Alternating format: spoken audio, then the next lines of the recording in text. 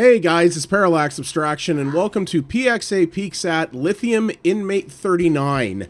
I actually had code for this for a little while now. I wanted to actually cover this in a stream on Halloween, but, well, OBS has been broken for the last several months, thanks NVIDIA, so I wasn't actually able to do that. And a bunch of life stuff happened recently, so I'm covering it now. Man... You ever get one of those games where you can tell a whole bunch of heart and passion went into it, but you still end up with something that's not that great and you almost feel bad critiquing it? That's kind of what this is. I got code from this game from the developer who sent me a personalized email, and it was clear English is not his first language, but he was very much like, we put a lot of time and effort into this, and we really hope you like it. We really want to get it noticed. It's kind of our passion project, you know, and whatnot. And there's really good ideas in this game, but the game itself, unfortunately, doesn't really live up to them. So I'm going to start this over here and sort of give you an idea what we're looking at here. The concept of this is really cool. So, I'll let you hear a bit of the intro here, and then I'll start talking. I barely recall when I got to this place. When I'm able to remember, I do it for just a short period of time. I'm not sure if it's because of the strong medication, but there are parts of my story that I'm unable to join together. I can't seem to find myself.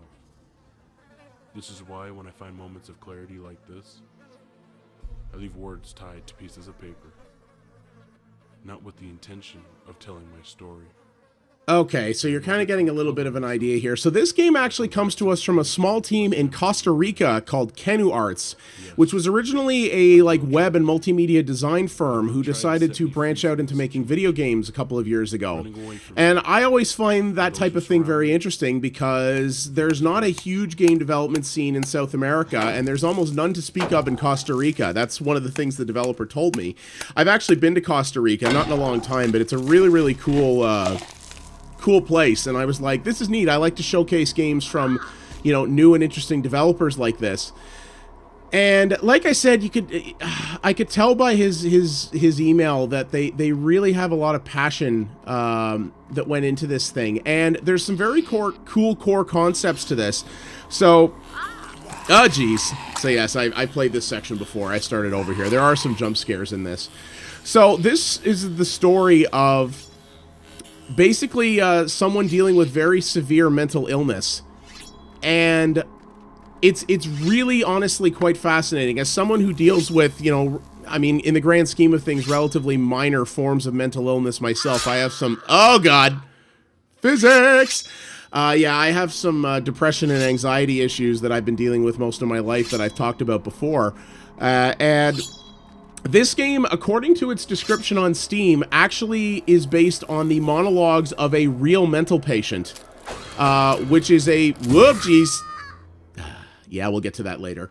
And I found that really fascinating. You know, it's dealing with mental illness. You're basically, from what I can tell, playing inside a person's head, someone who's trying to deal with very severe mental trauma, and you're kind of playing what he, you know, he envisions is inside his mind. Really cool idea. Really cool idea. Yeah, I don't know why the floor does that either, but it's sort of in this supernatural state, and you know, it allows the designers to do things, you know, that well, I mean, aren't realistic, frankly. You know, they're not playing to full reality because you're playing inside a person's head. Really cool idea, and I really like that. And the core idea of this is that it's a platform horror game. So yeah, that filled in there. You're going to see what you do with that. So you can see here there's various objects you can use. He needs a wind-up key for the clock. Okay, so we're going to go find that. And I really like that idea. And they've wrapped it in this sort of exploration puzzle platformer thing that plays a lot like one of the old Resident Evil games. So it's tank controls. I'm playing with a controller, though you can play with a keyboard and mouse. And you control your character's movement with one stick, the camera with the other, and of course you can jump. Also, yeah, there's enemies what look like horses with massive hands on them. And let's just do this.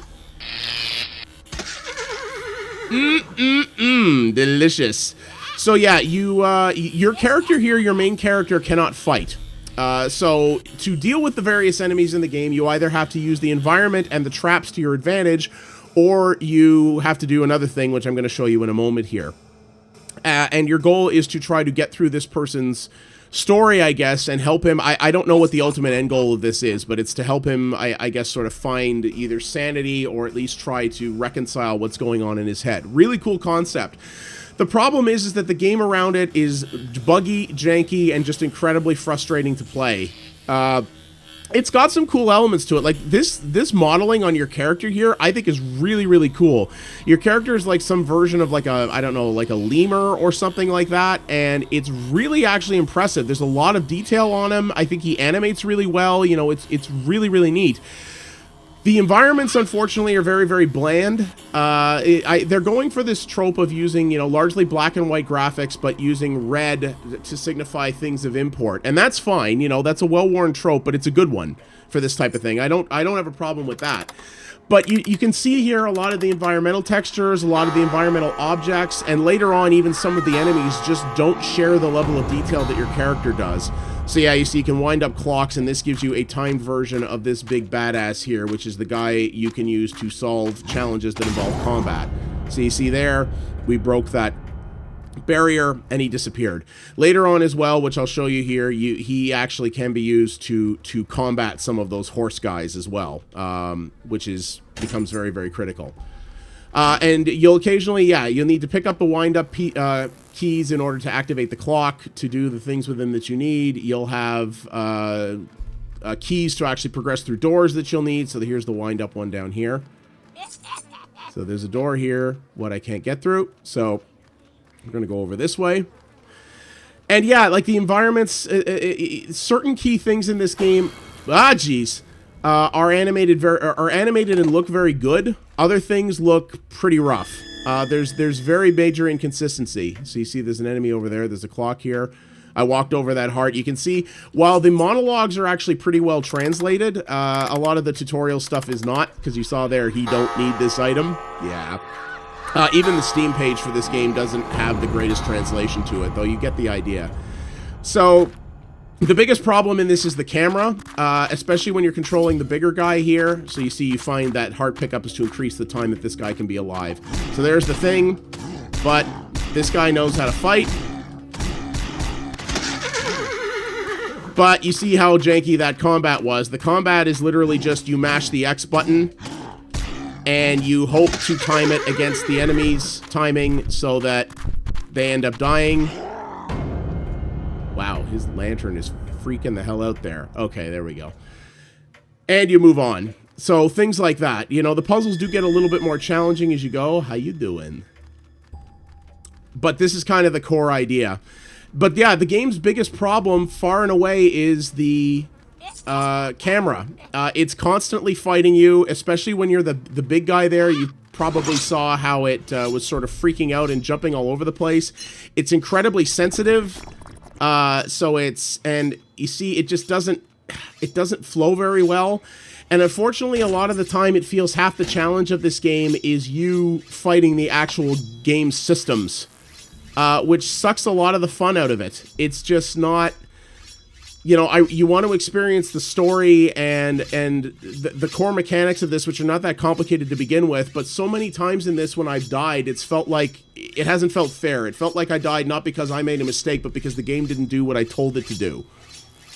So, and here's another little example, like listen here.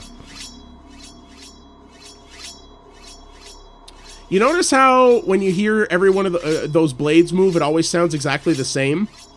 That there's only one sound for the blades and that they don't pitch shift or anything like that? Yeah, so here's another situation. So you see there's an enemy in the door there, but there's a trap here, what with a big blade. So how are we going to deal with that? Well, pretty easy. You just got to draw him in here. But you've got to time it right so that the blade hits him before he hits you. And unfortunately, this style of trial and error... Oh, I got him that time. Okay, good. First time I played this, I had to do that like half a dozen times. Unfortunately, that's what a lot of this game is. It's trial and error. It's... You find an area, you see a puzzle, you do it... Hey! How are you? Oh, you're alive because your head is following me. Hi, nice to see you. It's, yeah. All right, you have fun there. I'll see you later. But, yeah, it feels like a lot of the time it's trial and error because the game didn't do what you asked it to do, and you end up redoing the same sequence multiple times for that reason, which is really frustrating and not terribly fun. Now, the game is pretty generous with checkpoints. It's just, hi guys, how you good? Ha ha ha ha ha ha ha ha yeah, you having a good time? Having a nice little cookout there? Yeah, you guys have fun. I'm a get out of here. So, we turn the valve, what fills the pool with blood, because sure it does. And you see here, we've got this little platforming challenge, so we've got to get over that, and, oh, no, line up, damn it. Okay, there we go. We got to do that, and then we jump there and get over there. And here's a little bit of backstory here, so you can pick up stuff like this. This is a medical record, so you see here, this takes place in Minnesota. Keith Farrow, 26, murdered his wife during a family activity. Treatment, drugs prescribed, lithium. Interesting that, isn't it? Yes, indeed, indeed. So, yeah. So you can see here, this is based in some pretty dark stuff, which is cool. You know, I really like the idea and I like the story this is going for, but it's just, the gameplay around this is just so frustrating. And yeah, okay, so yeah, here's a little puzzle thing here. This took me a little while to figure out initially, but it's actually not that hard. Basically, you have to enable this thing. You have to make, I don't know why this thing is here, but so you have to make these bodies swing in a way that it doesn't keep blocking the thing.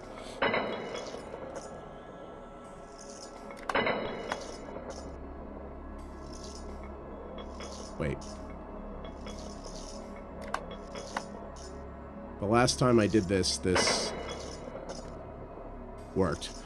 So basically, you have to make it so that the thing doesn't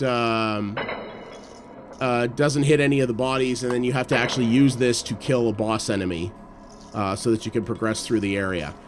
So it's an interesting idea. You know, the puzzle of it is kind of cool, but it's just, like I said, it's so finicky and so janky, and it doesn't give you a lot of good feedback, so you don't know if you're doing things the right way.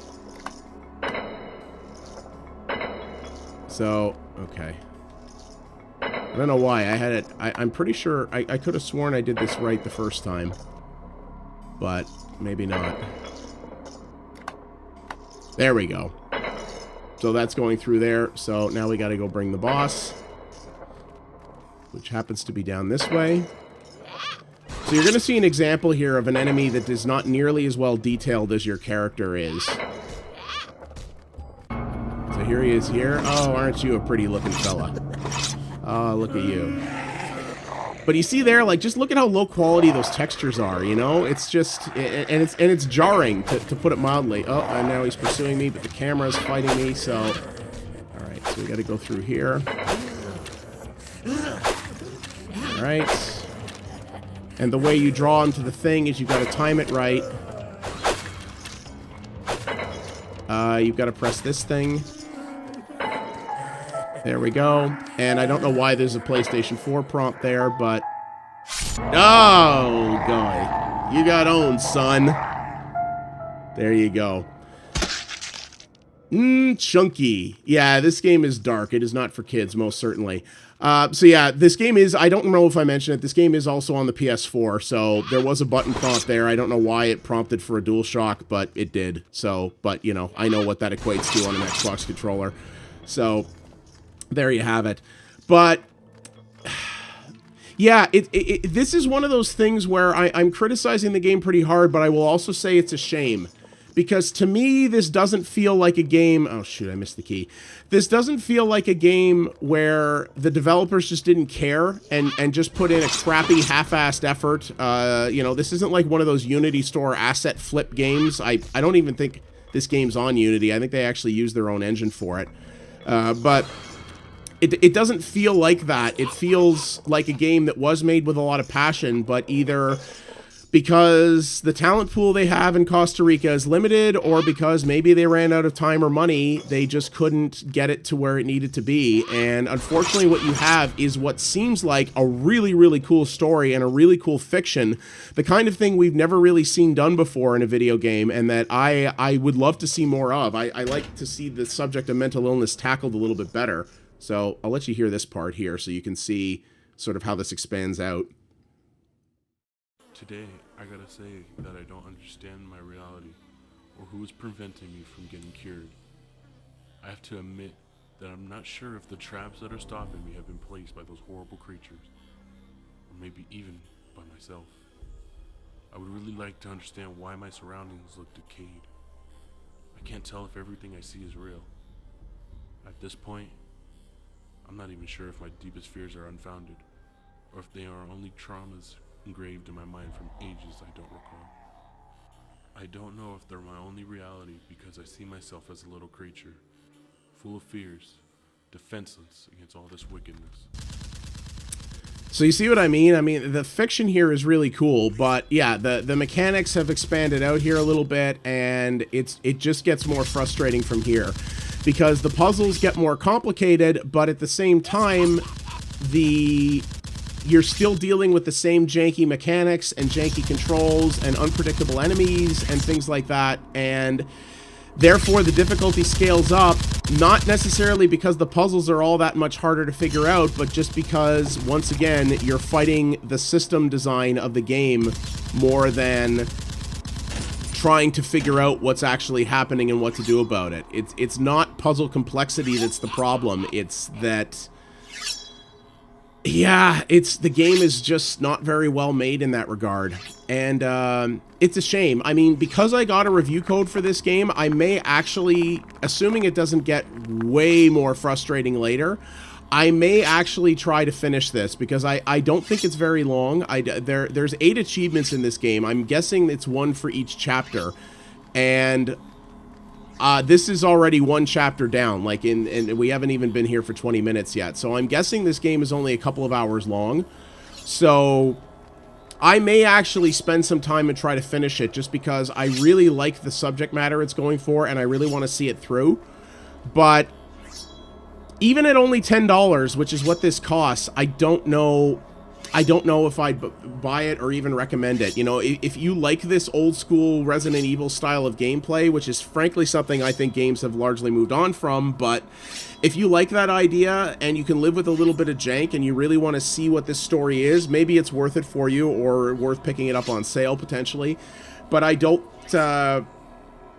just don't feel that there's a good, that there's a really quality game under here. Oh, what's this? Yes.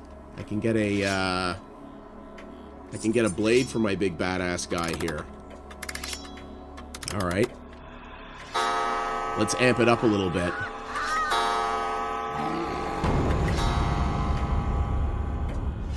And there goes the camera. Okay.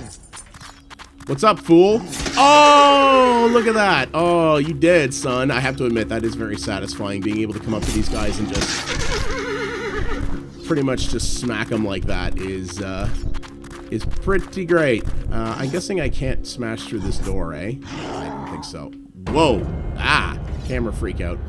And that's the thing, like, I like story in games. I like good story in games, but I've said before that a game oh, jeez.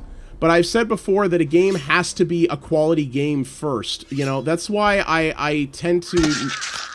Well, that didn't work.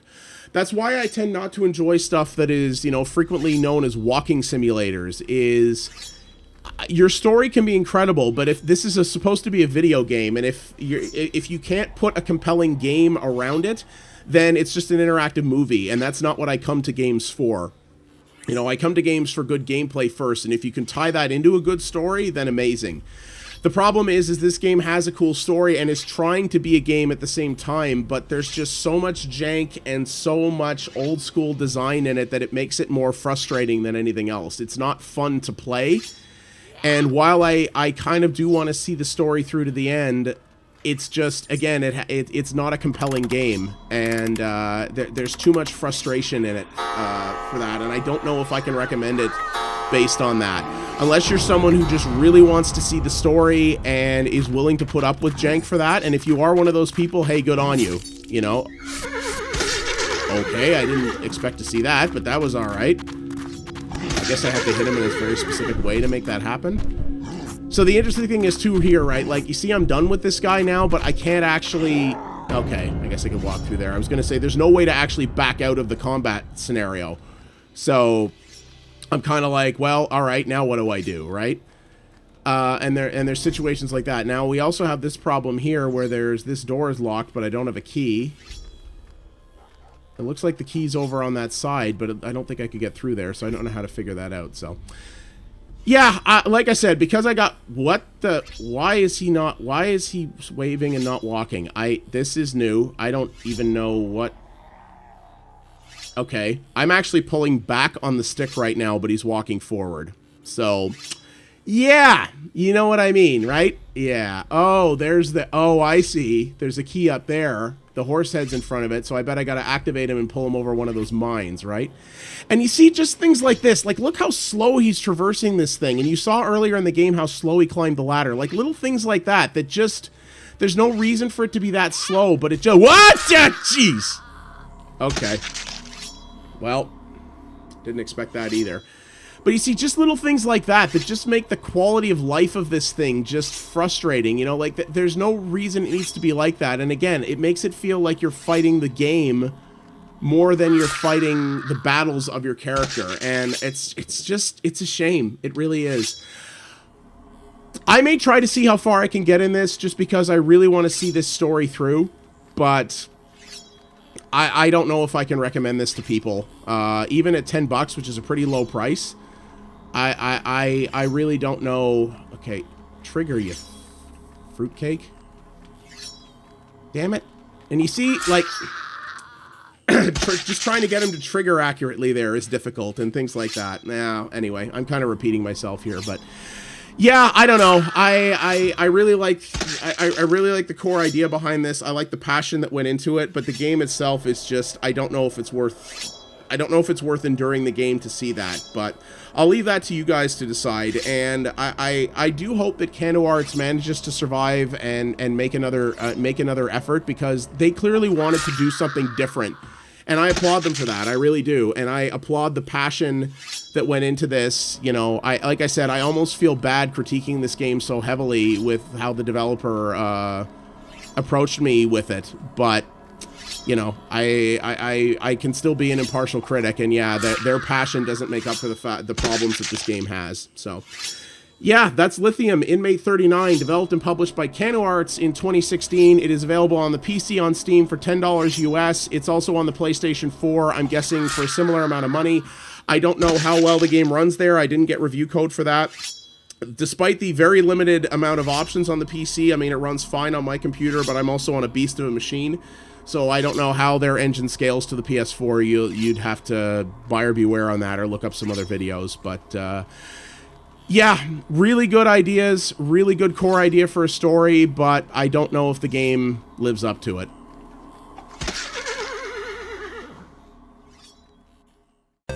Thanks for watching, everybody. If you liked what you saw here, please consider liking the video and subscribing to the channel. That does help me out a great deal.